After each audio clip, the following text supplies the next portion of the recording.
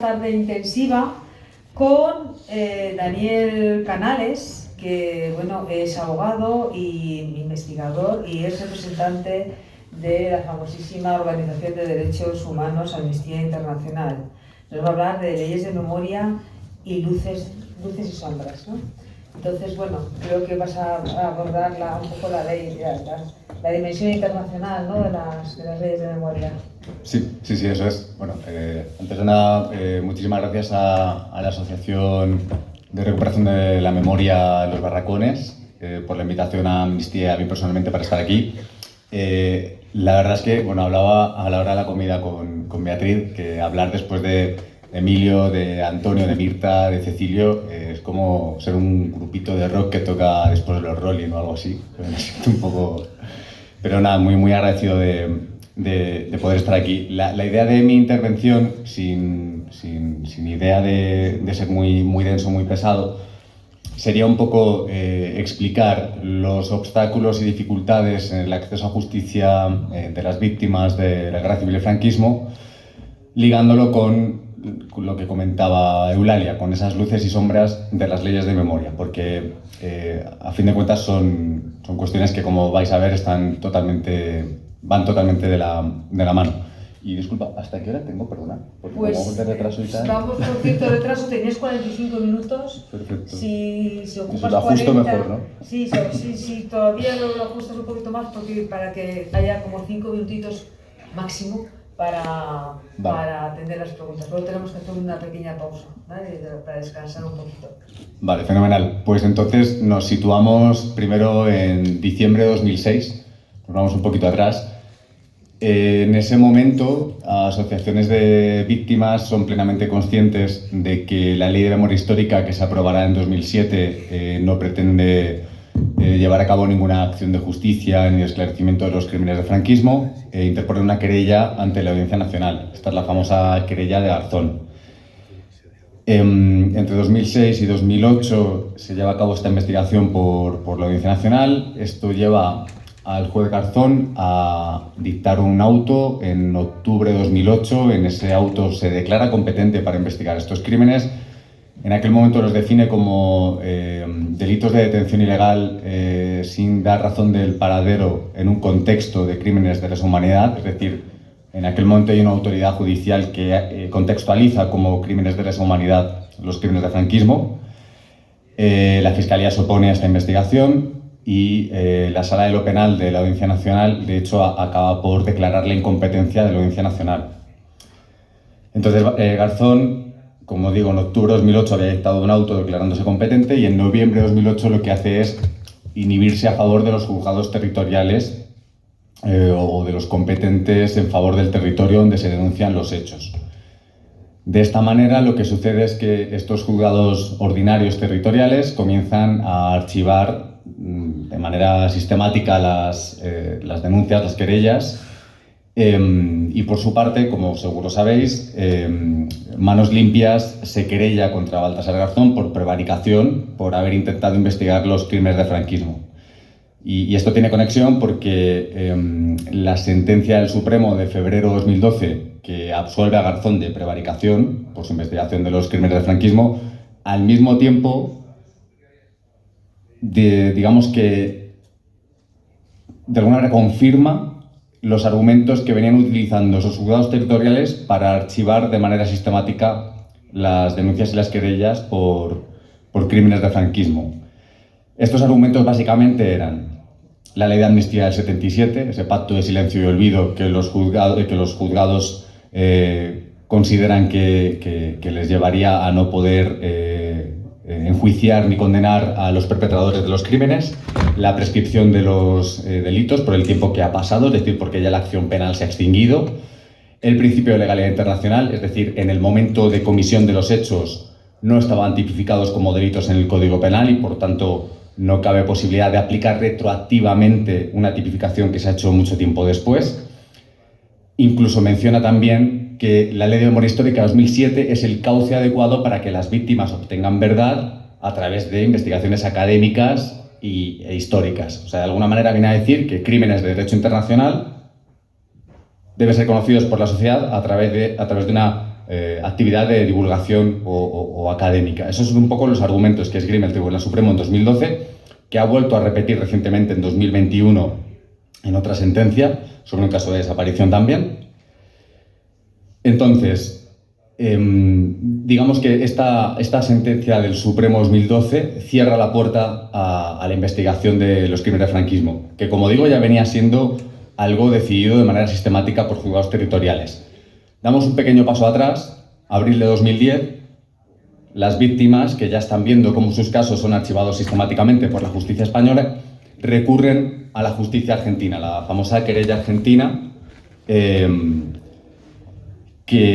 se ha encontrado la querella argentina. La querella argentina se ha encontrado con una negativa por parte de las autoridades españolas a colaborar. Esto se ha plasmado en 2 negativas a peticiones de extradición de ciudadanos españoles, a los cuales la jueza Servini les imputaba a la Comisión de Crímenes de lesa humanidad. Se ha plasmado también en la denegación de comisiones rogatorias que pretendían tomar declaración a estas personas imputadas, y lo más reciente que conocemos es el procesamiento de Rodolfo Martín Villa, que, por cierto, él sí que habló de que él estaría dispuesto a declarar ante la jueza Servini, pero que, bueno, se ha quedado por el momento en nada. No obstante, sí querría decir que gracias a la querella argentina, esto sí que lo he conocido de primera mano, entrevistándome con muchas víctimas, muchas de ellas por primera vez pudieron dar testimonio de sus relatos, de sus vivencias, de su dolor ante una autoridad judicial. Fue la primera vez que lo pudieron hacer. Recuerdo hablar con un hombre ya fallecido, con Antonio Narváez de Sevilla, que era muy pequeñito cuando mataron y desaparecieron a su padre y a su madre, que tenía él apenas 3 años. Y sí que recuerdo, pues eso, contar que la primera vez que un juez, que una jueza le había escuchado, había sido gracias a la querella argentina. La jueza Servini, en el marco de la querella argentina, también ordenó la exhumación de Timoteo Mendieta, que seguramente es un caso que también conocéis y os es muy familiar. Es curioso que esa orden tuviera que venir de la justicia argentina, no vino de la justicia española. La RMH la llevó a cabo, fue financiada por la RMH, pero también fue financiada por un sindicato noruego de electricistas, que yo recuerdo estar en el cementerio de Guadalajara mientras estaban llevando a cabo las tareas de exhumación, y justo un pequeño grupo de estos noruegos vino a visitarla, y hablé con uno y le pregunté que no entendía muy bien por qué estaba un sindicato noruego financiando esas tareas de exhumación.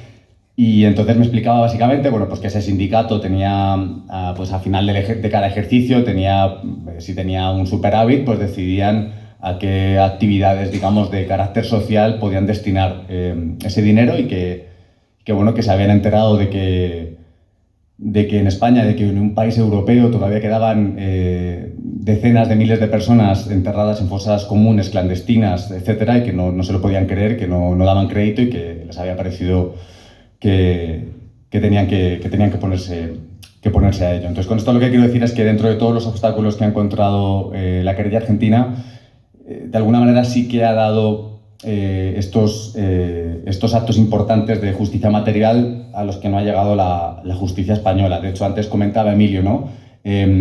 Como la justicia española ha sido en ocasiones o ha estado en la vanguardia de la investigación. Entonces, bueno, con este panorama desolador de la justicia española, algunos, ingenuamente, y yo me incluyo de verdad, pensábamos que el Tribunal Europeo de Derechos Humanos tal vez podía ser una puerta a la que llamar. Es verdad que sobre casos de desapariciones ya se había pronunciado y había dicho que, como la Convención Europea de Derechos Humanos es del año 50, si no estoy mal, 50-51, por tanto no podía aplicarse a esos hechos anteriores. Pero lo que ocurrió es que, no sé si conocéis la querella por torturas que presentó Gerardo Iglesias, también querellas que presentaron miembros de comisiones obreras de Valencia. Esas querellas, digamos que cerraron todo su camino en la justicia española, que les fueron cerrando puerta tras puerta. En el caso de Gerardo Iglesias es curioso porque cuando recurre en amparo al Constitucional, hasta ese momento el Constitucional básicamente había rechazado los recursos de amparo, había rechazado entrar a estudiarlos con una fórmula que suele utilizar bastante a menudo, muy escueta, diciendo que no son cuestiones de trascendencia constitucional. Y en el caso de Gerardo Iglesias, que esto es bastante anómalo, dictó un auto de inadmisibilidad, pero en el que se explayó muchísimo sobre las razones por las cuales España no está, a su criterio, obligada en virtud del derecho internacional a investigar estos crímenes. Bueno, pues Gerardo Iglesias, más estas otras 11 personas que os cuento de Comisiones Obreras Valencia, recurrieron a Estrasburgo, presentaron demandas ante el Tribunal Europeo de Derechos Humanos. Y ahí es donde os digo que algunas personas, me incluyo ingenuamente, pensábamos que siendo hechos que sí están en el contexto temporal de vigencia de la Convención Europea de Derechos Humanos, sería posible que el Tribunal Europeo entrara a estudiarlo, a investigarlo. Pero no ha sido así.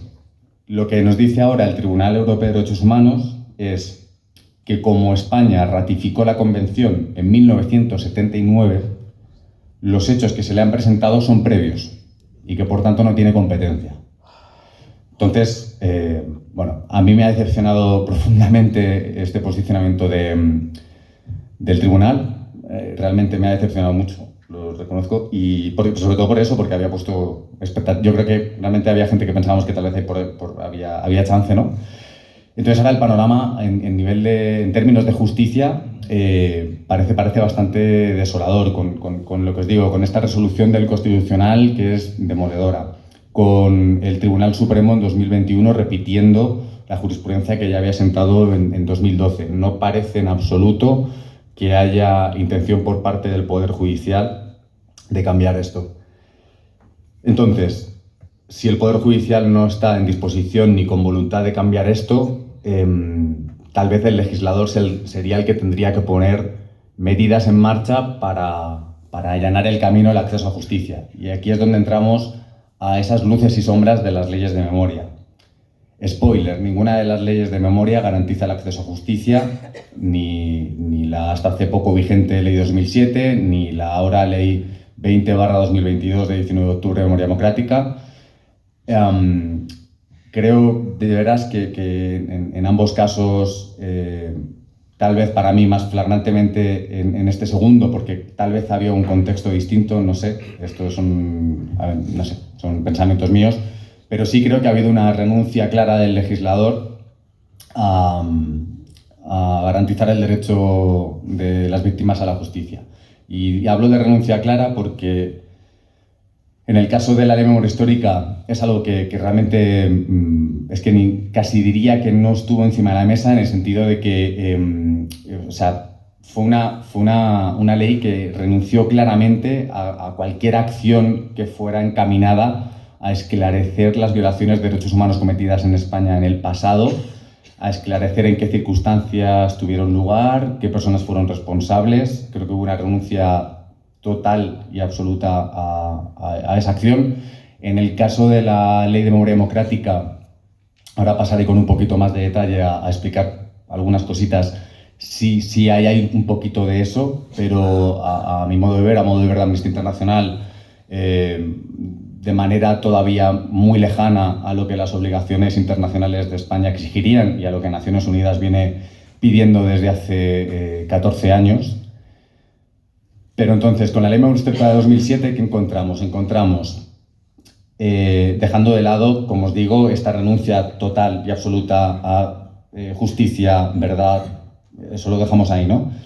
¿En qué cuestiones sí entró? Pues entró en las tareas de localización, de exhumación, de identificación de víctimas de desaparición forzada.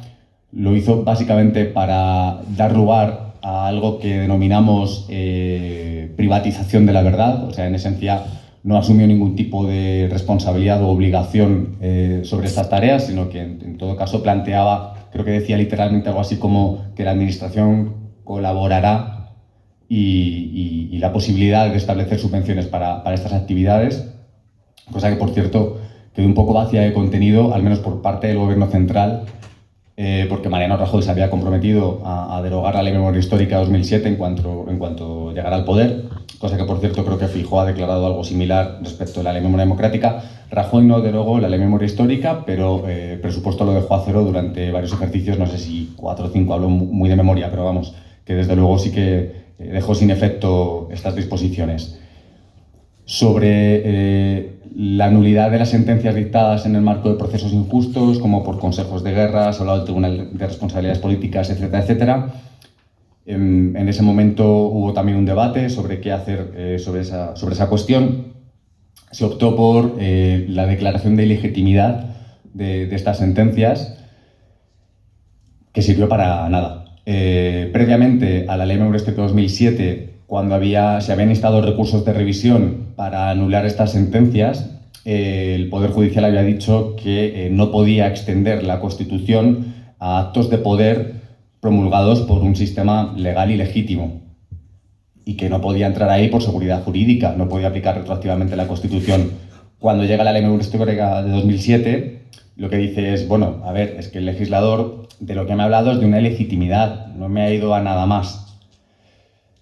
Y, por supuesto, no estimó esas peticiones. Ahora, afortunadamente, la Ley de Memoria Democrática sí establece esa declaración de nulidad, pero como ya se ha apuntado en las intervenciones de esta mañana, lo acompaña de una declaración expresa de que no se otorgará indemnizaciones ni se establecerá la responsabilidad patrimonial del Estado respecto de esas concesiones, respecto de esas declaraciones de nulidad, pero se encarga de dejar esto también sentado respecto de otras nuevas categorías de víctimas que reconoce que no estaban en la ley anterior. Hace declara un total rechazo a ese establecimiento de indemnizaciones y de responsabilidad patrimonial, algo que contraviene claramente el derecho internacional de los derechos humanos, que establece que hay 5 formas de reparación, restitución, satisfacción, rehabilitación, y una de ellas es la indemnización. Cuando hemos tenido interlocución tanto con el Gobierno como con el Grupo Parlamentario Socialista sobre esta cuestión, nos insistían muchísimo en que ya se habían concedido millones y millones de euros en concepto de reparación a las víctimas. Y claro, hay varias cosas que nos llamaban la atención y que intentábamos poner un poco en valor. Una de ellas es que efectivamente sí se han concedido compensaciones económicas, pero se han concedido desligándolas de las violaciones de derechos humanos que han motivado el poder recibir o el tener derecho a recibir ese tipo de compensaciones. Y como decía ahora, si tú estás reconociendo nuevas categorías de víctimas, si estás incorporando en el sistema legal que hay, por ejemplo, no solo es por las declaraciones de nulidad de estas sentencias que os comentaba, es, por ejemplo, si no estoy mal, porque la Ley de Memoria Democrática ahora habla de ampliar los estudios sobre trabajos forzosos, sobre personas que pudieron estar en lo que se ha comentado, de campos de concentración, etcétera, etcétera. Si tú estás ampliando el elenco de víctimas a las que estás otorgando derechos, lo que no me puedes decir es que ya las habrás compensado económicamente. No las habrás podido compensar porque no eran víctimas anteriormente. Entonces, ya con esto he vinculado un poco, o he entrado a Ley de Memoria Democrática, Ley de Memoria Histórica. Perdonad porque voy a recapitular un poco. Teniendo la justicia, las puertas de la justicia cerradas en España, teniendo otras jurisdicciones como la Argentina que está investigando, pero que, dado los obstáculos que ponen las autoridades españolas, ven muy difícil avanzar en proporcionar verdad y justicia a las víctimas, y con un poder legislador que cuando tiene oportunidad de revertir esto no lo hace, llegamos al debate actual sobre la Ley de Memoria Democrática. Ya hemos comentado qué ocurre con el tema de la nulidad de sentencias. Yo creo que es uno de los aspectos positivos, o sea, hay que celebrar que se establezca esa declaración de nulidad, pero lamentamos que se haga con esa excepción total a indemnizaciones o a reconocimiento de responsabilidad patrimonial por parte del Estado. ¿Qué pasa con el tema de la justicia y la Ley de Memoria Democrática? La Ley de Memoria Democrática se ha limitado a decir una obviedad en la ley, que es que la ley de amnistía se tiene que interpretar conforme al derecho internacional de los derechos humanos. Eso ya si se conoce y se aplica la Constitución, eso ya está. Lo que se ha puesto en la ley es una obviedad que no va a permitir que la ley de amnistía deje de tener efectos sobre el cierre de las investigaciones. Cosa que, por cierto, no debería ocurrir. O sea, desde Amnistía Internacional creemos varias cosas sobre la ley de amnistía. La primera es que su propio tenor literal debería excluir que se aplicara a crímenes de lesa humanidad, porque la propia ley dice que no se aplicaría respecto de actos graves de violencia contra la vida o la integridad física. Y además, en su artículo 9 señala que en todo caso su aplicación corresponderá al juez caso por caso. Es decir, que se investigue, que se establezcan las circunstancias de comisión de esos hechos y el grado de responsabilidad del perpetrador que sea, y se tendrá que ver si es de aplicación o no la ley de amnistía, pero todo con una fase previa de investigación que no se ha hecho. Lo que han hecho los jueces españoles es decir, no, esto es ley de amnistía, fuera, ya está. Ninguna mínima acción de investigación. Entonces, como digo, la ley de memoria democrática señala una obviedad que no parece que vaya a cambiar lo que ha sido hasta ahora la actuación de los tribunales españoles.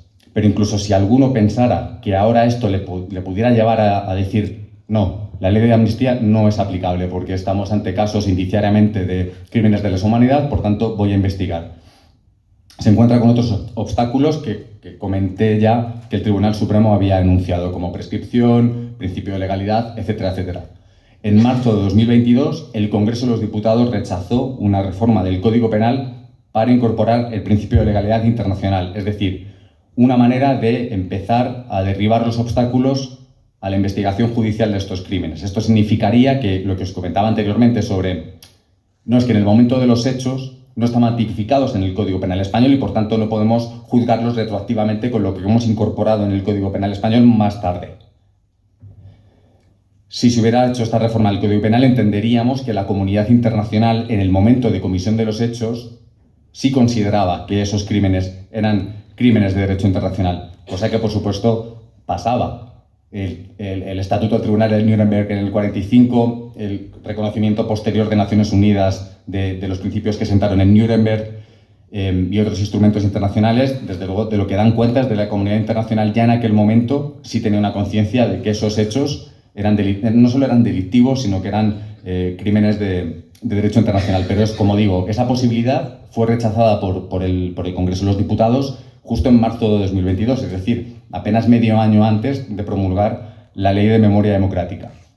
¿Qué ha hecho la Ley de Memoria Democrática, además de esa mención casi vacía de contenido, a mi parecer, sobre la amnistía? Pues lo que hace también es establece una fiscalía especializada, con rango de fiscal de sala de Memoria Democrática y Derechos Humanos, y luego también recoge algo que el Tribunal Supremo, en el caso Garzón que mencioné anteriormente, señaló como posibilidad de que las víctimas pudieran obtener algún tipo de verdad judicial, que son los expedientes de jurisdicción voluntaria, que los llama de perpetua memoria. Entonces, ¿qué pasa con esto?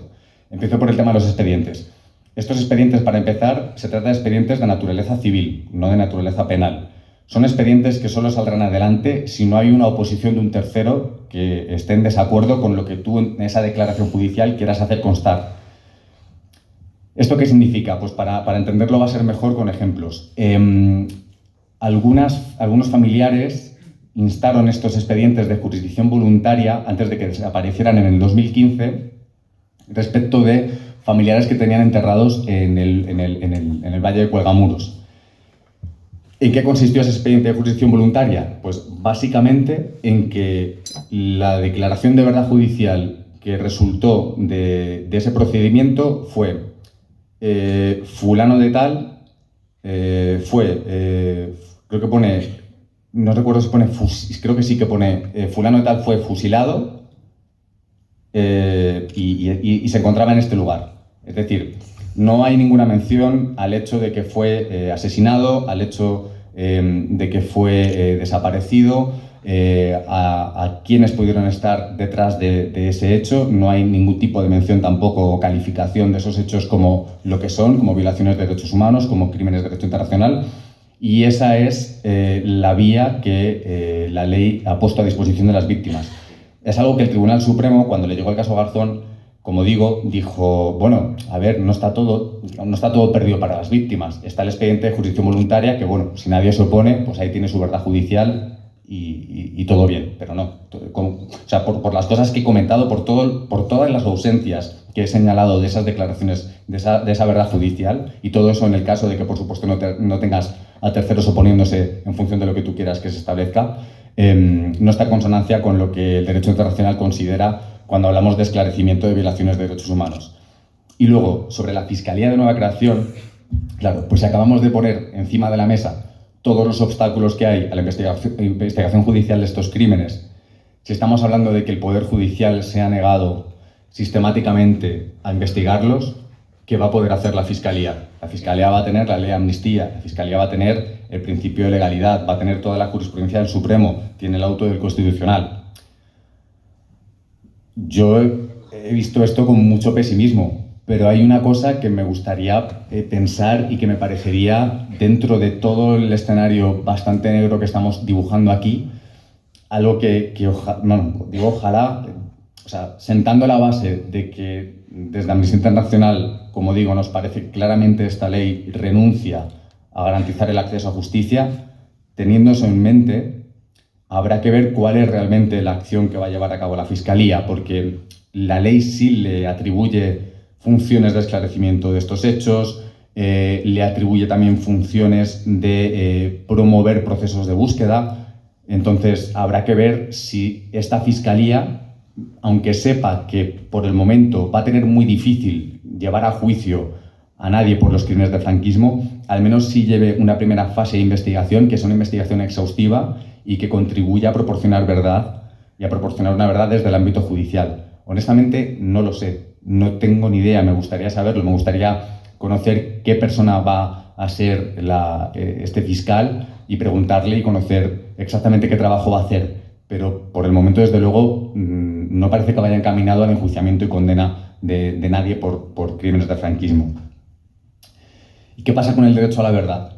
Pues con el derecho a la verdad, lógicamente, sin justicia hay un derecho a la verdad complicado, limitado.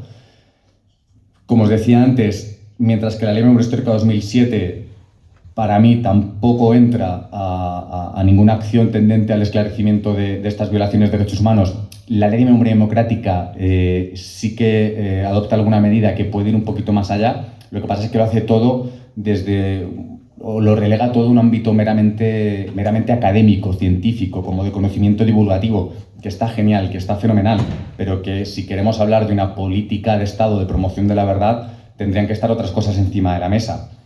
Por ejemplo, casi en el tiempo de descuento se estableció esa comisión estatal independiente, que entiendo que quieren que se asemeje o que tal vez están pretendiendo que se asemeje a una comisión de la verdad, pero que tendremos que ver el reglamento en el que se establezcan sus funciones y demás, pero por lo menos de lo que hay en la ley ahora mismo, dista mucho de cumplir con los requisitos que el derecho internacional establece que tiene que tener una comisión de la verdad.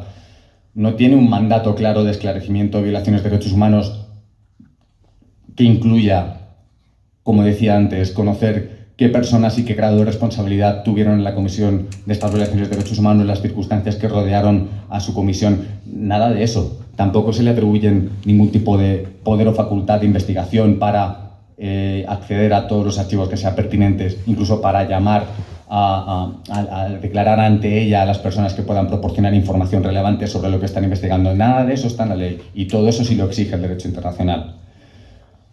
¿Qué más sobre el derecho a la verdad? Pues es algo sobre lo que cuando he hablado con algunas asociaciones que llevan a cabo tareas de exhumación de víctimas, les preguntaba, ¿no?, si creían que la nueva ley, con esa asunción directa de responsabilidad que aparece en el tenor literal de la ley, si las cosas iban a cambiar o no.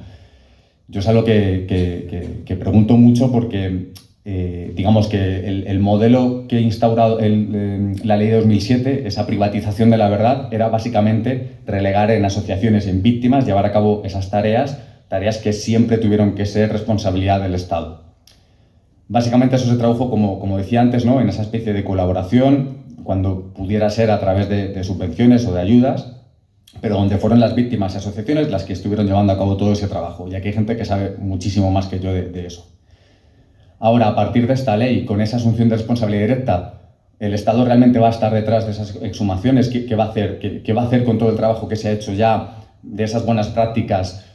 Son muchos interrogantes que tengo, dentro de que es un aspecto positivo que haya esa asunción de responsabilidad directa, que haya esa obligación legal de llevar a cabo las tareas de exhumación.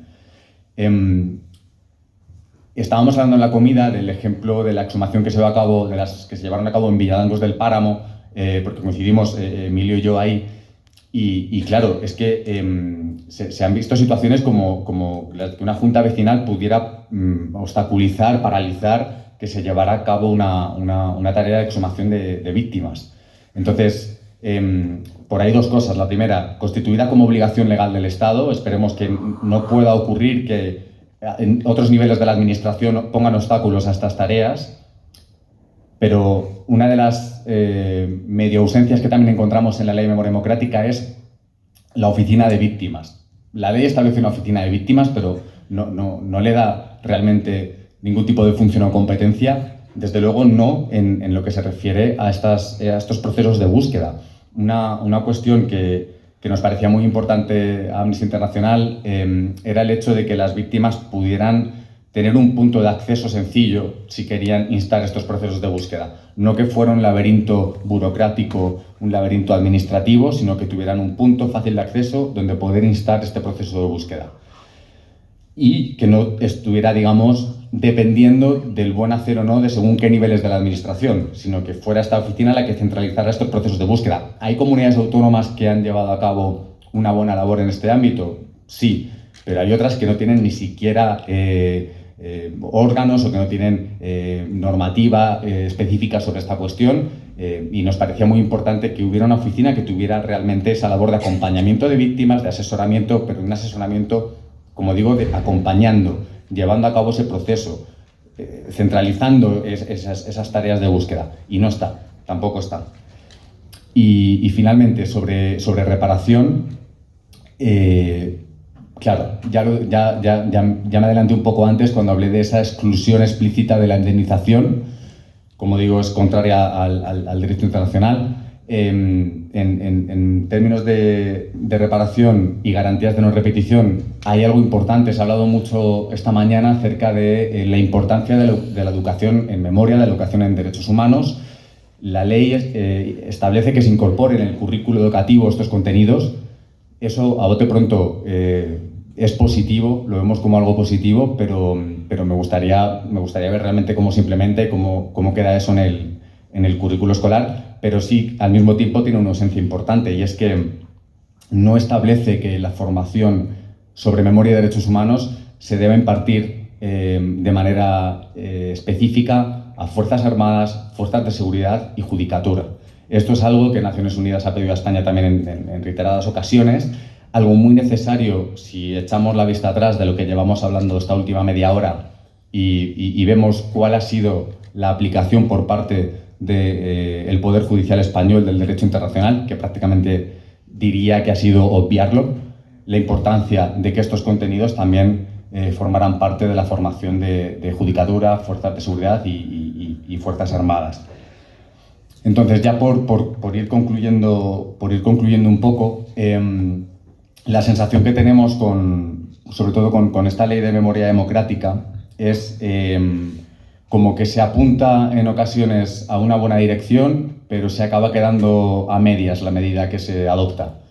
Eso al final lo ves un poco en los tres pilares, ¿no? En justicia ves que se crea una fiscalía, algo que se puede contemplar como una medida a priori positiva, una fiscalía especializada que va a tener esas funciones de esclarecimiento de los hechos, pero al mismo tiempo lo que haces con la ley de amnistía realmente es como casi no hacer nada, no remover los obstáculos que vienen proclamando Tribunal Supremo o Tribunal Constitucional como óbices a la investigación de estos crímenes.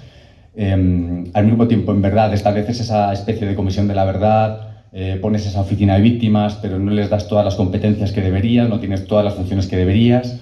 en reparación declaras la nulidad de las sentencias dictadas en el marco de procedimientos injustos, pero te encargas también de establecer que no se puede indemnizar, que no es responsabilidad patrimonial del Estado. En garantías de no repetición, lo que acabo de comentar, ¿no? Por un lado, sí introduces esos contenidos en el currículo, pero por otro, a otras personas que deberían tener también esa formación, te niegas en redondo. Y todo esto con 14 años ya de recomendaciones de Naciones Unidas que han sido desoídas constantemente. O sea, en 11 informes de mecanismos de Naciones Unidas se ha pedido a España que privara de efectos a la ley de amnistía para que no pudiera obstaculizar las investigaciones y a que también removiera todos estos obstáculos que se ponen de principio de legalidad, prescripción, etcétera, etcétera, a la investigación de estos crímenes. Se ha recordado a España en numerosas ocasiones que normas de derecho interno no pueden obstar al cumplimiento de tratados internacionales ratificados por España.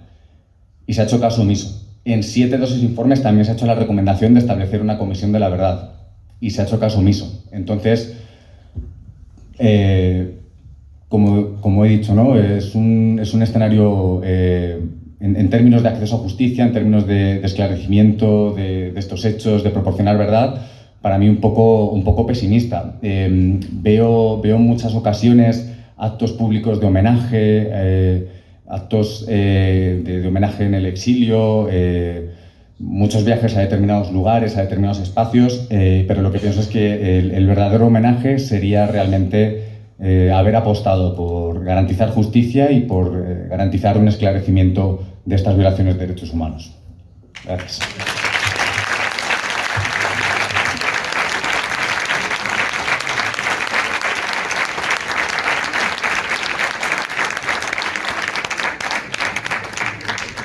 Bueno, tenemos 5 minutitos porque tenemos que hacer la pausa y tenemos ya las 2 preguntas que vamos a dejar. Le subimos el micro a Emilio, por favor.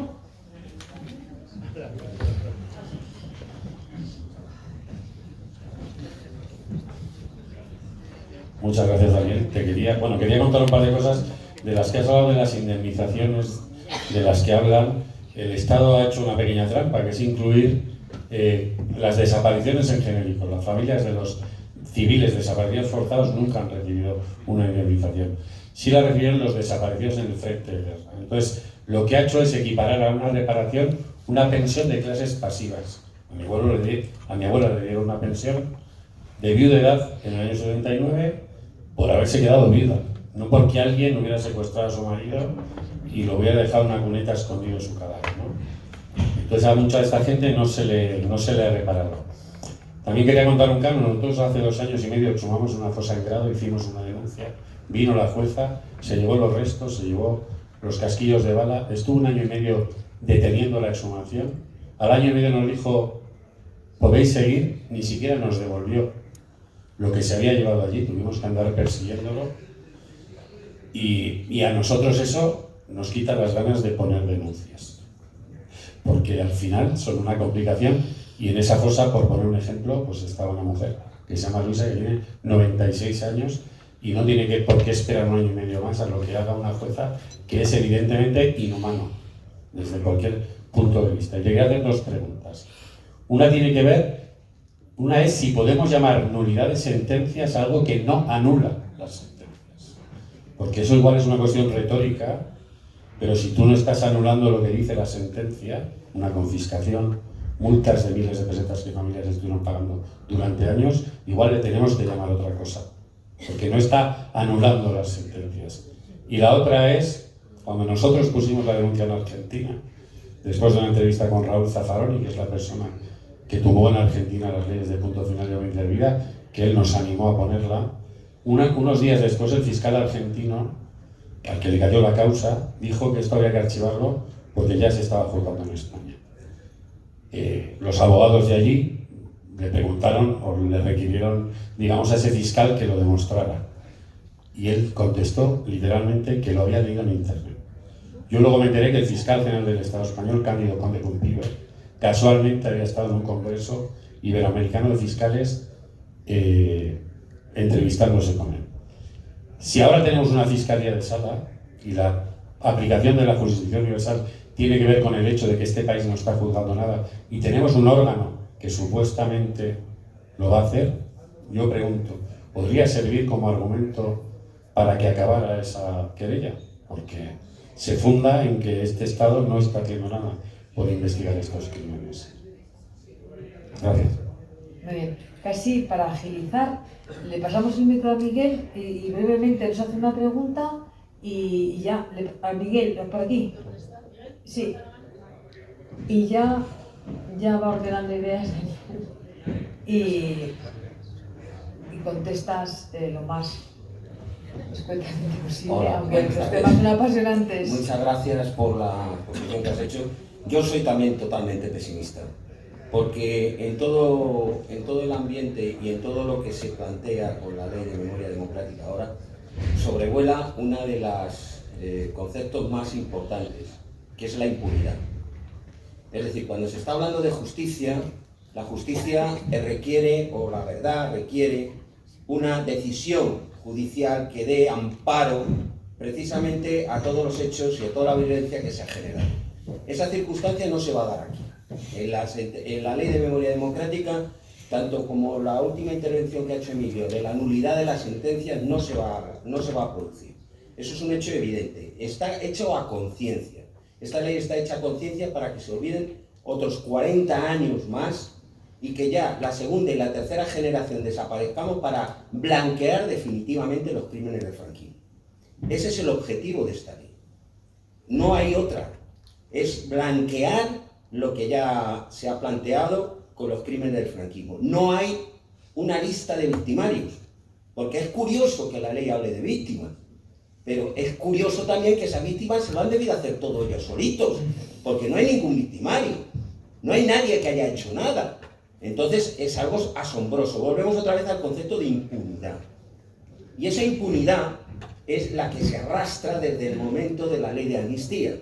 La clave está en la ley de amnistía. Y en cuanto a las indemnizaciones, yo he hablado en alguna ocasión, en algún debate con Diego, el director de Memoria Democrática, y se lo dije bien claro: no digas que se han dado muchos dineros de indemnizaciones, porque es mentira. Lo que se ha hecho es indemnizar en algún momento a aquellas personas que tenían derechos pasivos, que fueron republicanos, que fueron maestros, que fueron militares, que fueron carabineros, que fueron guardias de asalto, y a eso se les indemnizó como consecuencia del derecho que tenían por derechos pasivos, no por indemnizaciones.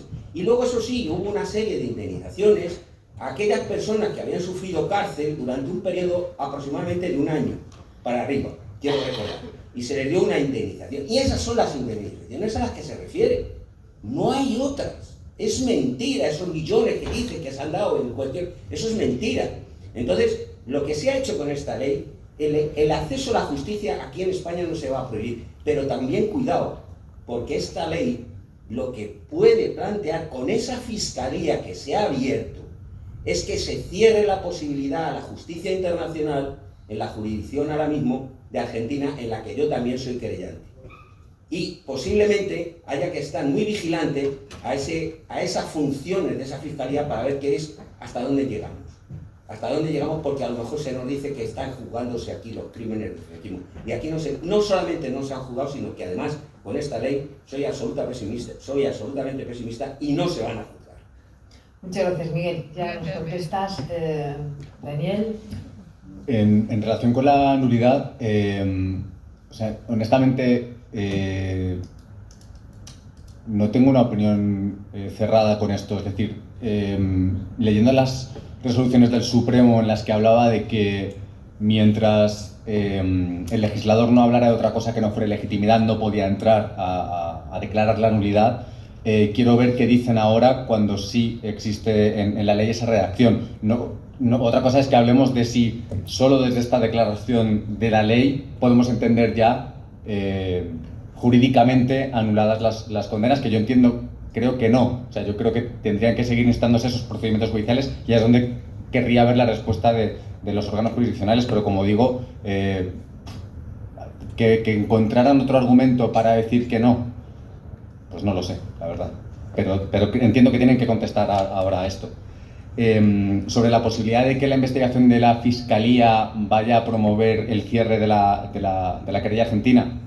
Claro, bueno, de partida esto es muy teórico y muy dogmático, pero desde Amnistía Internacional creemos que la jurisdicción universal debe ser concurrente y no regirse por el principio de subsidiariedad. Claro, lo que imagino que están diciendo es, ahora que sí se reconoce que en España se están dando pasos en la investigación, nosotros ya dejamos de ser competentes. Claro, hay que dar una batalla lógicamente, creo, ¿no? Explicar que por mucho que pueda haber esta Fiscalía de Sala que pueda llevar a cabo, como decía anteriormente, ¿no? En esa fase preliminar casi al procedimiento penal, una labor de recabar informaciones, de llevar a cabo esa labor de investigación, eso en ningún caso, hoy por hoy, va a llevar a un enjuiciamiento y a una condena de los perpetradores. Eso creo que no lo cambia el modelo actual, pese a que esta Fiscalía pudiera comenzar a investigar. Pero bueno, como ese sea como se pueda ser un argumento que esgriman, pues en fin, pues de mucho habrá servido la Fiscalía. Y en relación con esa idea de la impunidad que estabas comentando, ¿no? Claro, a mí hay una cosa que también me genera un poco de miedo con lo que está sucediendo. Al final creo que hay que también tener en cuenta, lamentablemente, el paso del tiempo. Creo que también hay, vamos a hablar en plata, ¿no? Creo que son conscientes también del apoyo que puede haber todavía hoy, que tal vez no vaya a haber tanto el día de mañana, y esta oportunidad que representaba la Ley de Memoria Democrática, pues para mí es una oportunidad histórica perdida. Y que Fabián Salvioli, el relator de la Justicia y Reparación, en su informe 2021, es que lo ponía claramente: en España la impunidad por las violaciones cometidas en el pasado persiste, y lo dijo tal cual. Y lamentablemente, con lo que ahora hay encima de la mesa en cuanto a la Ley de Memoria Democrática y a la actuación del Poder Judicial, eso sigue igual y va a seguir igual. Muy bien, bueno. Ya lo siento. Muchas gracias, Daniel.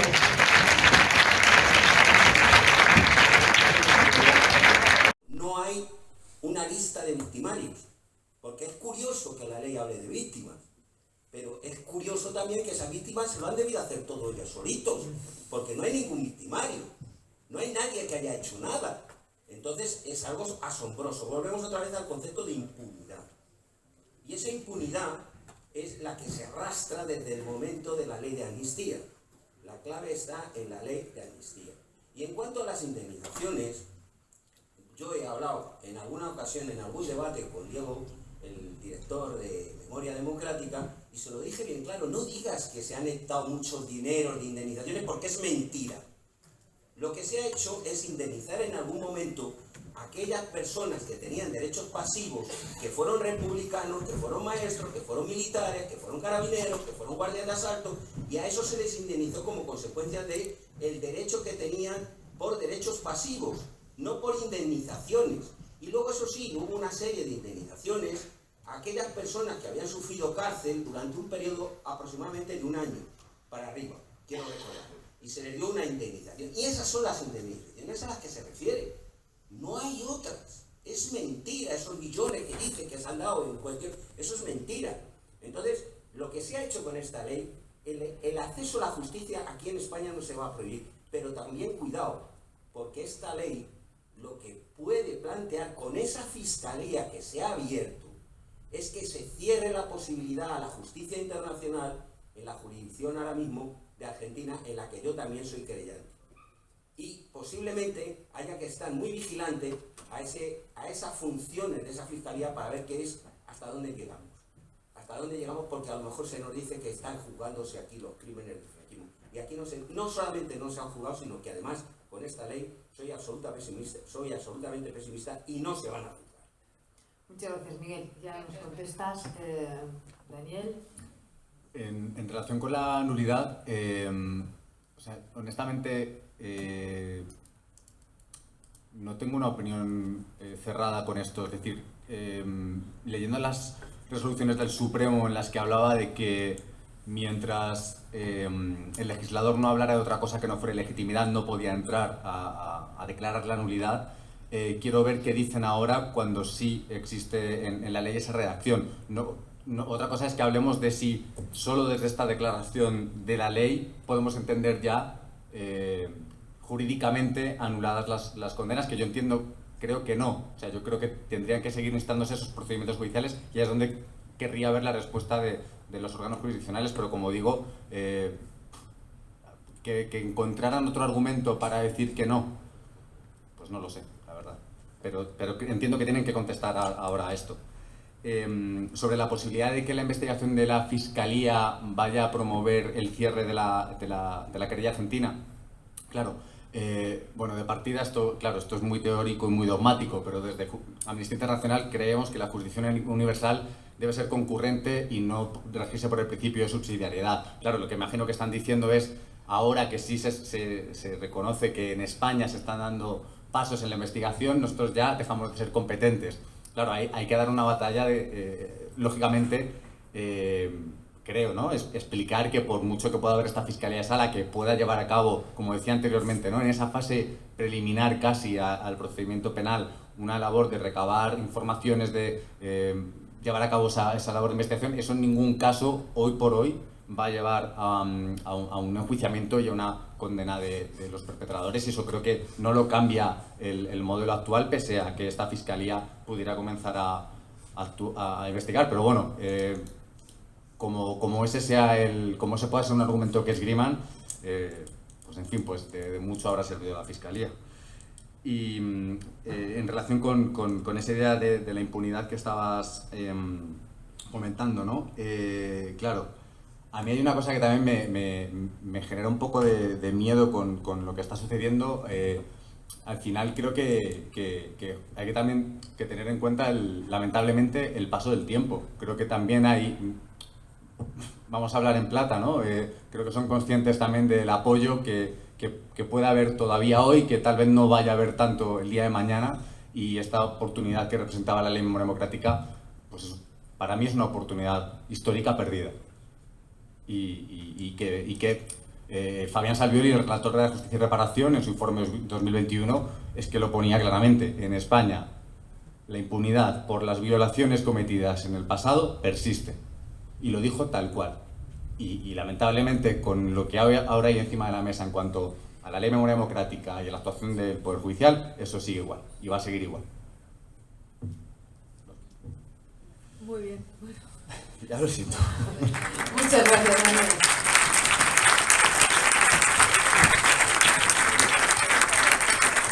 Bueno, disponemos